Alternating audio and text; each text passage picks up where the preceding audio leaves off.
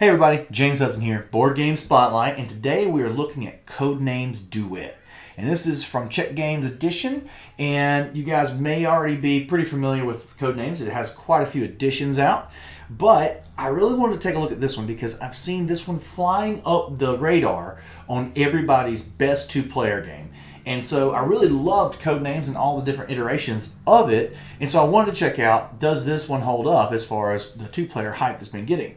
And so, if you're familiar with Codenames, or if you're not familiar with Codenames, I would suggest go grab like Rahdo's, run through, watch anybody online that has a Codenames, the regular Codenames, because you're going to want that base knowledge.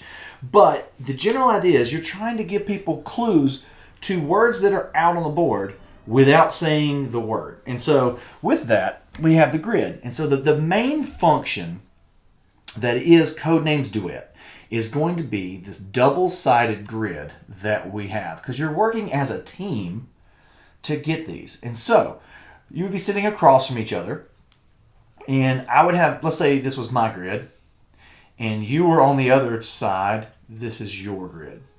Okay? But we're looking at the same words. So at first it's a little bit obviously different, because depending on which side of the grid that you're looking at, the words are different for each other. So while, let's say if this is your side, the word Hercules here is an assassin, Caesar, and shower. Those are all assassins for this person. But on the other side, they've got assassins in different places. And so when they give again, it's co-op. So you're like, hey, let's go with Indian food. No, that wouldn't work. Hamburger, one, right? We're talking about, we're trying to get them to guess this one, which is lunch, okay? So they do that.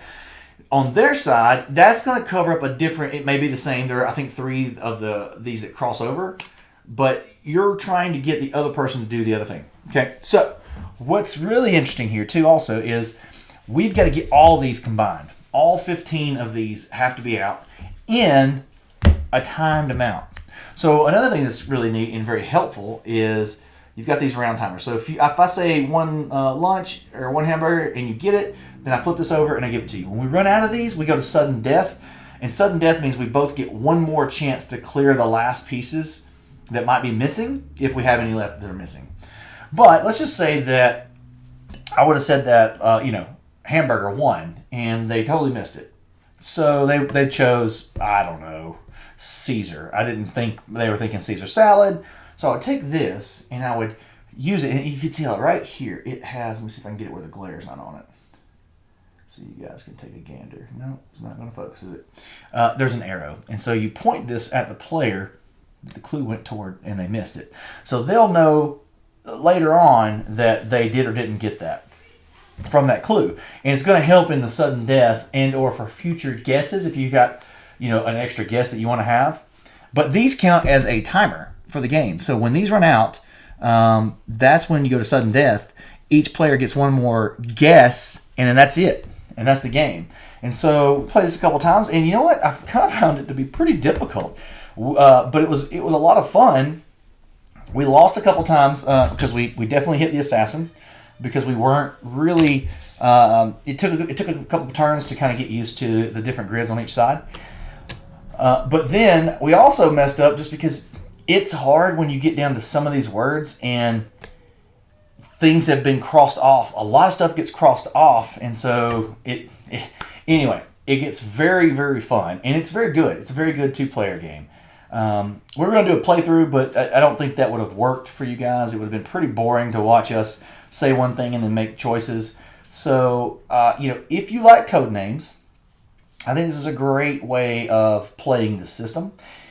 You could also use these grids for playing the exact same way on... I know they just came out with a Disney version and a Marvel of a version, so you could even get the Codename pictures. You could use the same system with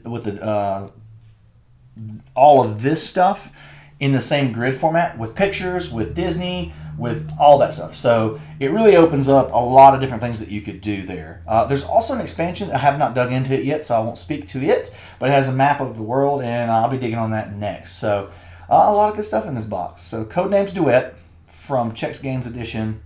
That's it. We'll see you next time. Board Game Spotlight.